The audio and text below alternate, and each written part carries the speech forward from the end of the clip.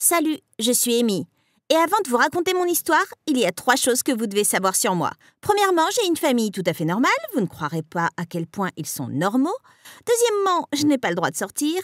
Et 3, vous ne pourrez jamais deviner qui ma mère a épousé. Cela semble intriguant, non? Mais avant de continuer, cliquez sur les boutons j'aime et abonnez-vous. Merci. J'ai tressailli en lavant ma blessure dans l'évier de la cuisine. Je savais que c'était stupide de ma part de me glisser à la maison alors que je ne portais pas de chemise à manches longues. Mais je devais juste me rendre à l'évier. Et nous avons gagné la partie. D'ailleurs, cette blessure n'était rien comparée à ce qui m'arriverait si papa découvrait que j'avais joué au baseball. Avant que je puisse finir cette pensée, je l'entendis entrer dans la cuisine derrière moi. Oh oh, grillé. Il m'a jeté un regard, a levé les mains et s'est mis à crier. Combien de fois t'ai-je dit d'arrêter de jouer à ce jeu stupide? Ce n'est pas ainsi que les filles sont censées se comporter. Tu ne seras jamais une bonne épouse. J'ai essayé de mentir sur la façon dont j'avais été blessée, mais il n'a pas été dupe. Il savait que je jouais au baseball.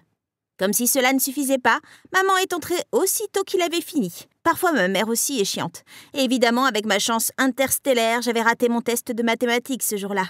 C'était donc à son tour de me mettre sur le grill. Comment vas-tu être avocate si tes notes sont si mauvaises, hein? Tu vas simplement finir dans la rue si tu n'es pas plus sérieuse, bla bla bla. J'avais tellement entendu ça avant. Elle était toujours sur mon dos à propos de l'école. J'étais tellement fatiguée d'être critiquée tout le temps. Alors quand ils m'ont finalement laissée tranquille, j'ai décidé de faire la seule chose qui me remontait le moral. Cuisiner. Le chocolat était destiné à me faire me sentir mieux. Mais juste au moment où j'allais mordre dans un gros morceau fondant pour noyer mes chagrins, mon père est entré. Encore. Et il l'a fait tomber de ma main. Je le regardais tristement. Il haussa les épaules et dit « Tu ne peux pas manger de brownies, idiote. Tu dois rester en forme et attrayante, sinon tu ne trouveras jamais de mari à 18 ans. Il y a beaucoup de fruits dans le réfrigérateur. Mange-en. » Comment suis-je censée trouver un mari alors que je n'ai même pas le droit de sortir, j'ai pensé. Je ne peux pas vraiment séduire un garçon parce que je ne peux sortir avec personne tant que je ne suis pas mariée.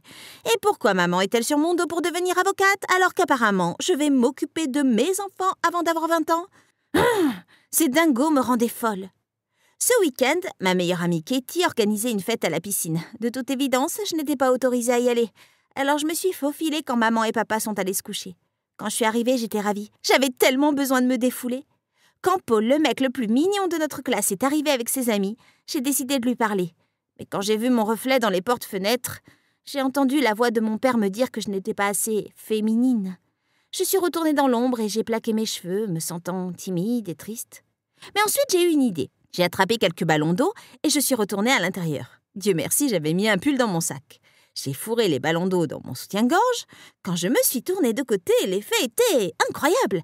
J'avais l'air si sinueuse et spectaculaire. Exactement comme cette pom-pom girl à qui il parlait toujours. Je suis retournée lentement et très prudemment à la piscine. Mais je ne pouvais repérer Paul nulle part. Là où il se tenait avant, il n'y avait plus qu'un de ses amis. Non, où était Paul? Il avait besoin de voir mes courbes. Et sur le point de passer à côté de ce garçon quand il m'a soudainement parlé. « Tu es Amy, non ?» dit-il avec un sourire timide. « Je suis Liam. »« Salut » répondis-je en gardant les bras croisés fermement sur ma poitrine. « Pourquoi tu portes un pull » demanda-t-il, l'air perplexe. « Tu n'as pas chaud ?» J'ai balayé une mèche de cheveux de mon visage en sueur. J'avais chaud. Et l'air vraiment stupide aussi. Je portais un pull alors que tout le monde autour de moi s'était changé en maillot de bain. Ami, ajouta-t-il rapidement, tu as quelque chose sur ta chemise. J'ai baissé les yeux. Oh mon Dieu, les ballons d'eau fuyaient. Tout le monde debout près de nous l'avait remarqué. Ils se sont mis à rire. Je suis retournée à l'intérieur, horrifiée. Il n'y avait aucun moyen que je puisse ressembler à une pom-pom girl cool. Jamais. Les jours suivants, tout ce que je voulais faire était de rester dans la cuisine et de faire plus de brownies. Je me sentais complètement idiote. J'avais juste l'impression que je ne pouvais rien faire de bien, sauf faire des brownies, évidemment. Il était temps pour mes parents d'ajouter plus de drame à ma vie. Ils se disputaient toujours. Un jour, je suis entrée et je les ai trouvés à nouveau en train de crier. J'ai entendu ma mère dire qu'elle pensait que papa ne s'intéressait pas à elle et qu'il la remarquait à peine. Papa avait l'air vraiment énervé. « Pour l'amour de Dieu, femme, arrête de dire les mêmes choses encore et encore. Je dois m'habiller car j'attends un invité important. Tais-toi juste un moment et laisse-moi avoir un peu de paix. » Un homme grand et beau est venu chez nous ce soir-là. Et papa l'a présenté comme Will de son cabinet d'avocat. Mon père, bizarrement, était une personne différente avec son invité. On pourrait penser qu'il était l'homme le plus gentil et le plus calme de la planète. Il riait très fort des blagues de Will, dont la plupart étaient plutôt nulles. Il était si attentif, remplissant le verre de Will avec plus d'eau ou remplissant son assiette avec plus de nourriture. Et il avait même commandé des pâtisseries raffinées dans la boulangerie française que Will aimait, apparemment. Ouais, j'aime aussi les pâtisseries, papa, mais tu ne me les achètes jamais.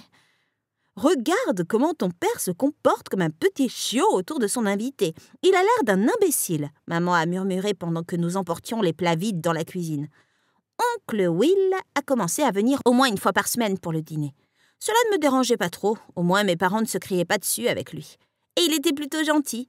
Il a goûté mes brownies et a dit que je pourrais certainement être chef, mais bien sûr.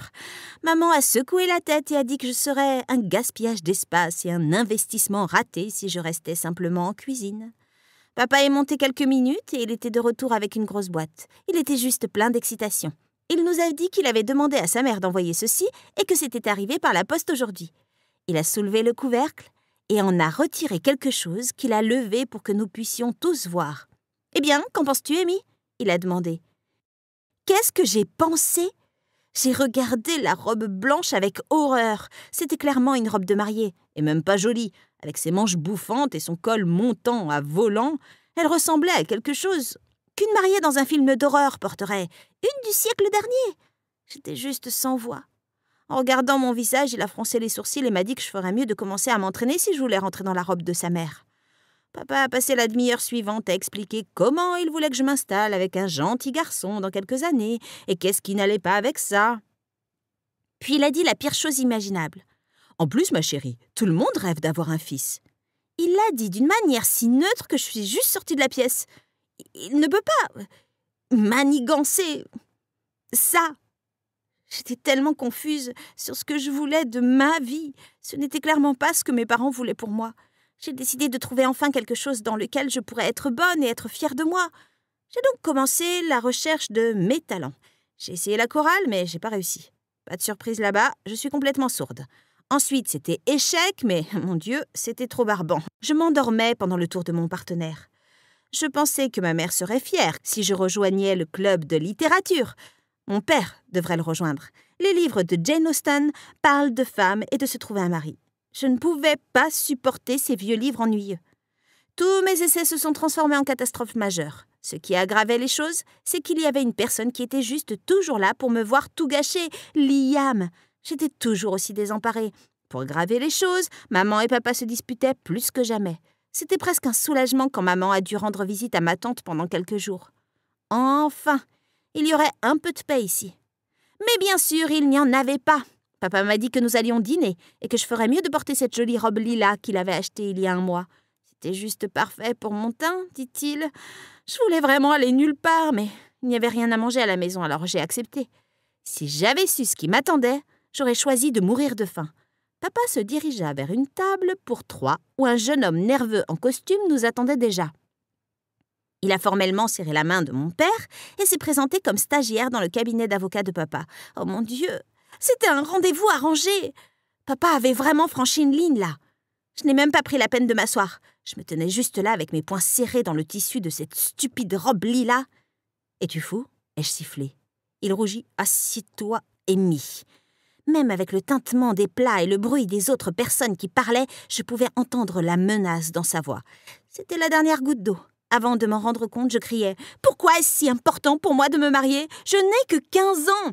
« Tu vas t'asseoir tout de suite, » répondit-il en jetant un coup d'œil aux inconnus et aux serveurs qui nous regardaient tous.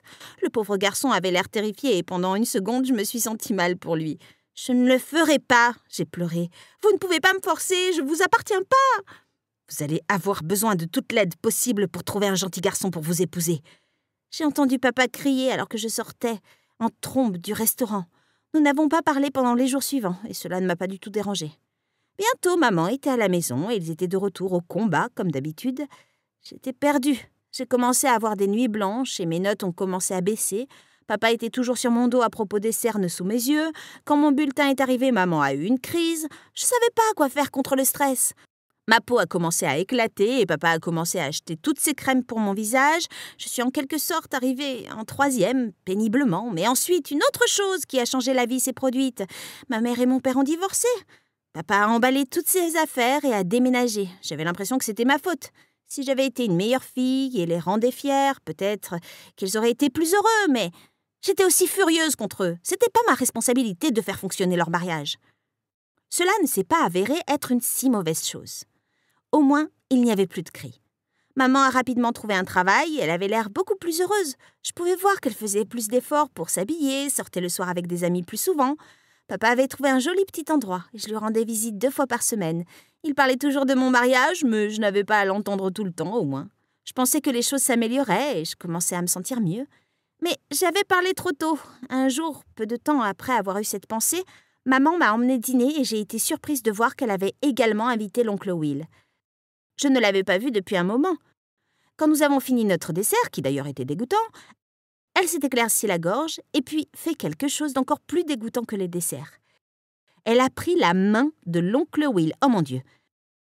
Ami, je me sens comme une personne différente. Une grande raison à cela est que je suis amoureuse. Ils m'ont tous les deux souri. Je voulais hurler. Je ne savais pas comment cacher à quel point j'étais horrifiée. Je ne savais même pas qu'ils sortaient ensemble. Elle m'a demandé pourquoi j'avais l'air si pâle et si calme. Elle et papa venaient de divorcer et maintenant elle venait de me donner cette nouvelle de nulle part. J'aimais oncle Will, ouais, mais je ne pouvais pas être heureuse pour eux, pas encore en tout cas. Prétendant que j'avais mal à la tête, je me suis levée et je les ai laissés. Je suis rentrée chez moi, mais je ne suis pas restée. J'ai emballé des vêtements et je suis allée chez mon père.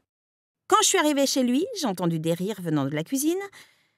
Papa avait fini en bonne compagnie, semblait-il. Mais je m'en fichais, je voulais juste blesser Will. J'ai décidé de casser les vitres de sa voiture. J'ai couru au garage. Papa avait beaucoup d'outils qui seraient parfaits pour ce travail. Mais dans le tout premier tiroir que j'ai ouvert, je suis tombée sur une lettre adressée à l'oncle Will, avec l'écriture de papa. C'était bizarre. Je savais que je devais pas, mais je me sentais trop curieuse pour ne pas l'ouvrir. Et puis, je pouvais pas croire ce que je lisais. Je me suis sentie étourdie du choc alors que mes yeux parcouraient la page. C'était une confession. Papa y disait qu'il avait des sentiments pour oncle Will. Mais il savait pour maman et lui, et ça lui convenait.